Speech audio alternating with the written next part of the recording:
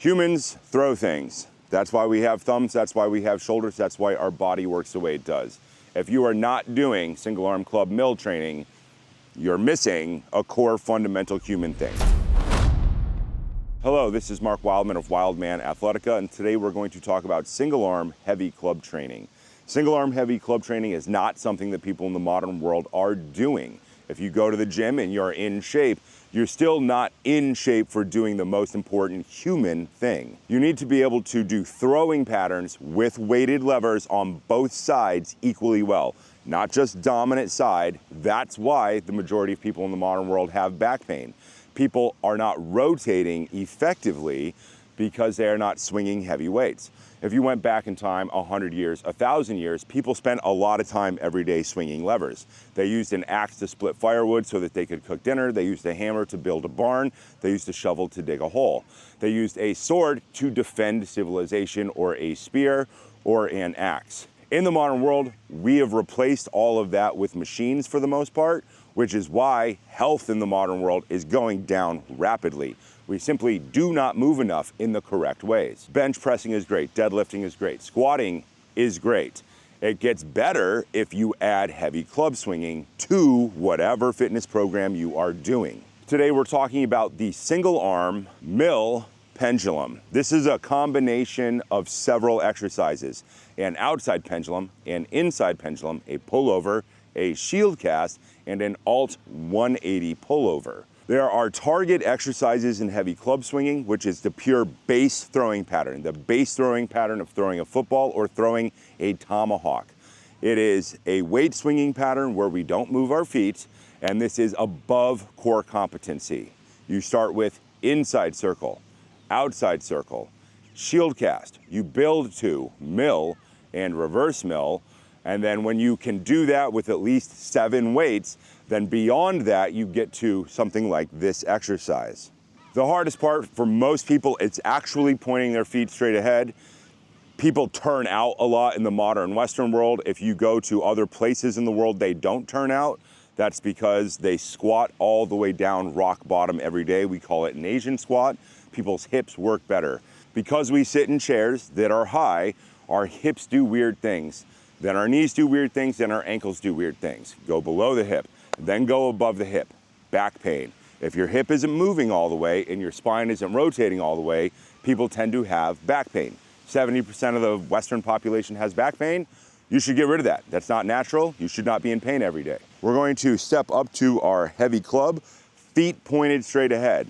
I can't emphasize that enough. If you are turned out, you need to spend a lot of time retraining until your feet point straight ahead and you can squat all the way to the bottom, in addition to throwing patterns. Let's pick our club up. How you hold a club is important. If you are training barbell, holding rack position is important. Kettlebell, rack position is important. Sandbag, rack position is important. Our rack position with single arm heavy club is our arm at 90 degrees. That means elbow touching the body and wrist flat. No barbell wrist. When people barbell wrist, you'll see the top finger stick out and they're not closing their hand all the way. Grip is important and you should be good at it. Elbow on body. We're gonna start with the outside pendulum. Outside means moves away from our center line. Our hips rotate 45 degrees.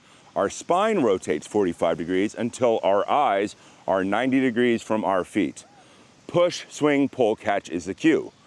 Push, swing, pull, catch. That is the outside pendulum.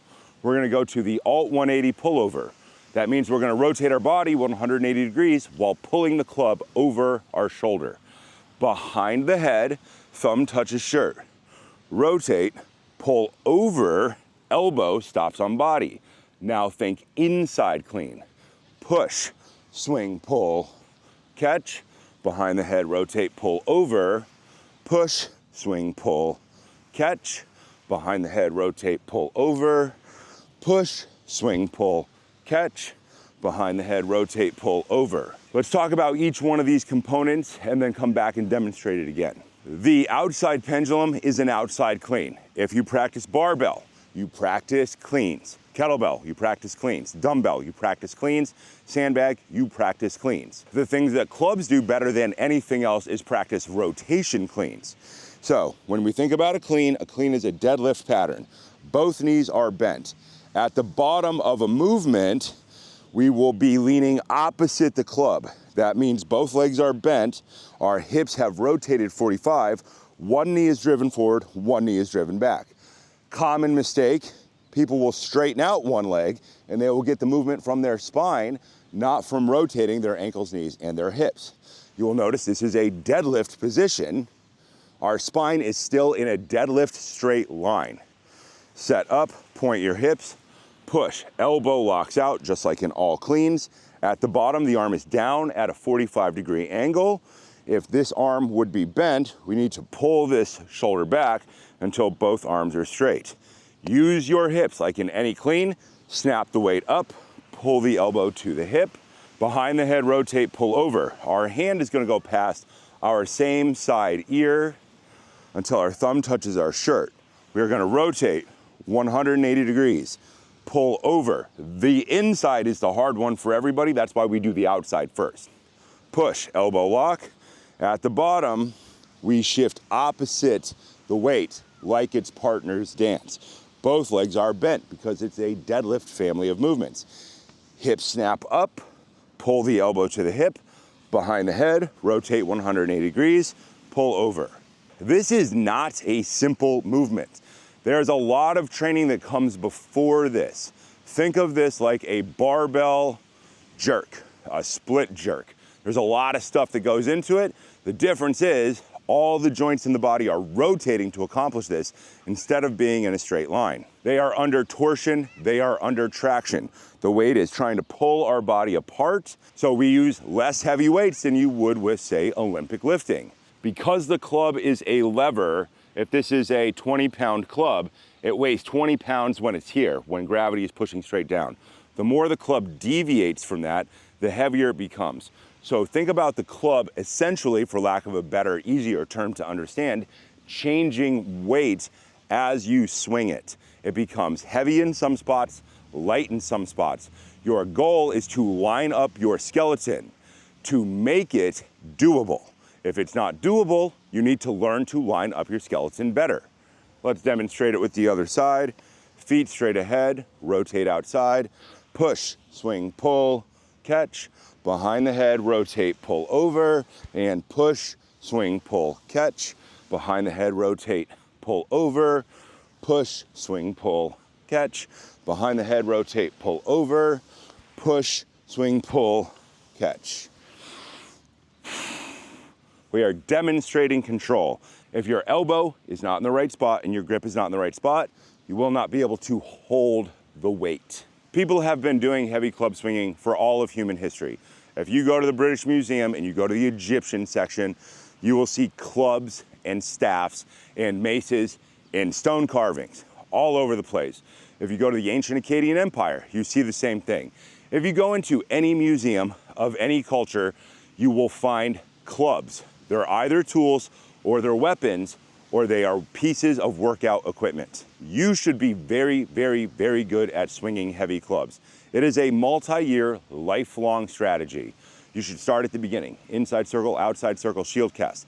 Start with a lightweight. For men, if you don't have any shoulder injuries or back injuries, that's probably 15 pounds. For ladies, that's probably 10. Your goal for single arm is 30 pounds for men.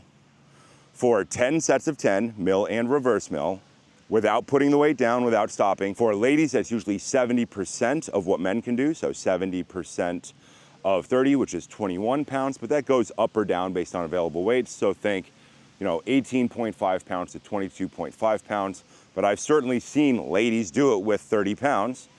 You can get stronger than the recommended goal, but those are the recommended goals. Everybody should be able to do them. When you restore human movement, pain goes away, life gets better. You breathe better, you move better. That is the goal. You should not be in pain every day.